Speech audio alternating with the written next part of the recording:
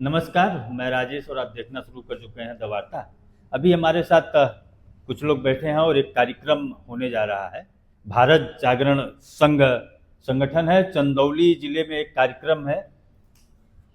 क्या कार्यक्रम आप शुरू किए हैं? कब कार्यक्रम है? 1 फरवरी को हम लोग भारत जागरण संघ के बैनर तले हिंदू संरक्षण अभियान के तहत हम एक वैचारिक गोष्ठी रखने जा रहे हैं। उसमें कुछ जनपद के रहने वाले जिला जज, 1-2 अवकाश प्राप्त है, कुछ वर्तमान में भी हैं, उनकी सहमत मिली है। अधिवक्ता बंधु भी तैयार हैं और उसमें सम्मिलित होंगे।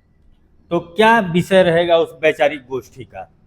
उसमें जो वार्ता हुई है, वार्ता के अनुसार ये बातचीत हुई है कि हिंदू संरक्षण अधिनियम सरकार बनावे, और उसके पीछे उद्देश्य है कि स्वतंत्रता या उसके पहले की जो बात है वो तो हम लोग नहीं ध्यान दे रहे हैं उतना, लेकिन स्वतंत्रता के बाद हिंदू की संख्या घटती जा रही है और जहाँ जहाँ घट रही है वहाँ जिहादी प्रवृत्ति बढ़ती है। इसलिए इस पर सरकार का कुछ ध्यान आवे, एक संरक्षण अधिनियम बनावे। तो संरक्षण अधिनियम ध्यान का मतलब क्या, किस तरह का कुछ आप लोगों ने विचार किया है? सरकार को कुछ आप विकल्प देंगे? क्या सोचा है आप लोगों ने? एक तो यह है कि 1947 से जितने भी हिंदू पंथांतरित हुए हैं, चाहे वो ईसाई बने हों चाहे मुसलमान बने हों, उनकी वापसी हो। एक तरीका निकाला गया है इन लोगों का, जिहादी प्रवृत्ति के लोगों का, कि लड़कियों को बरगलाकर और उनसे निकाह करो, बच्चे पैदा करो। तो एक तो संख्या वो घटती जा रही है, वो मुसलमान बन जा रहे हैं। दूसरा एक विषय आया है कि कहीं कहीं आतंकवाद घटनाएं हो रही हैं, सीधे हिंदुओं को टारगेट किया जा रहा है। अभी पहलगाम का जो कहानी, तो एक वहाँ जो विधवा थी उसका मैंने सुना, वो कह रही थी कि 26 हिंदू नहीं मारे गए, 26 हिंदुओं की पीढ़ियां बर्बाद हो गई, समाप्त हो गई, उस पर पूर्ण विराम लग गया। तो इस तरह की घटनाएं होती जा रही हैं और सरकार हाथ पर हाथ धरी बैठी है। सरकार संरक्षण क्यों नहीं करती हिंदू? तो ये तो माना जाता है कि भारतीय जनता पार्टी की जो सरकार है ये हिंदुओं का संरक्षण करने वाली सरकार है। जब इस सरकार में आप कह रहे हैं कि हिंदुओं का संरक्षण नहीं हो रहा है, तो फिर किससे आशा आप कर रहे हैं? क्या आशा है? हम लोग इसी सरकार से आशा कर रहे हैं, और आशा इसलिए कर रहे हैं कि कभी कभी होता है क्या, जैसे हमारे वहाँ क्या कहा जाता है ना कि बच्चा है जब तक रोता नहीं माँ दूध नहीं पिलाती।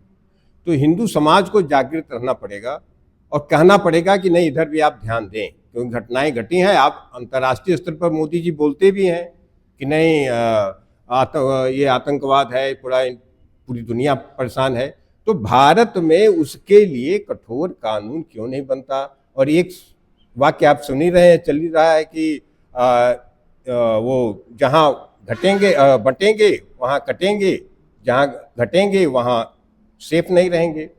तो यह मूल रूप से घटना ही बंद हो जाए। जब जब उनकी संख्या बढ़ती जाएगी तो इस तरह की घटनाएं होंगी।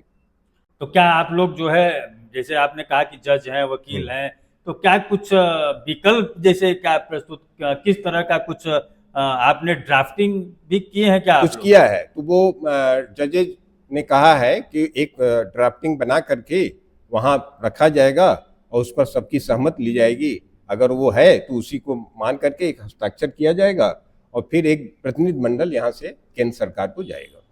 तो इसमें कब है ये कार्यक्रम आपका? 1 फरवरी को 11 बजे बुलाया गया है। तो हम लोगों का 2 घंटे का कार्यक्रम है। उस दिन रविदास जी का जन्मदिन भी है, तो हम लोग उस सबको एक मंगल दिन मान करके चाहते हैं कि चंदौली से इस अभियान की शुरुआत।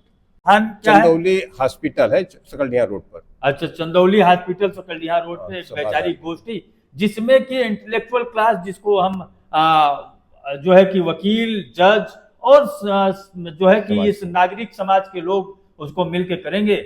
और ये उनके आयोजक के साथ हमारी बातचीत हो रही थी। ये बातचीत आपको कैसी लगी? आपको क्या लग रहा है कि हिंदुओं को संरक्षण करने की जरूरत है?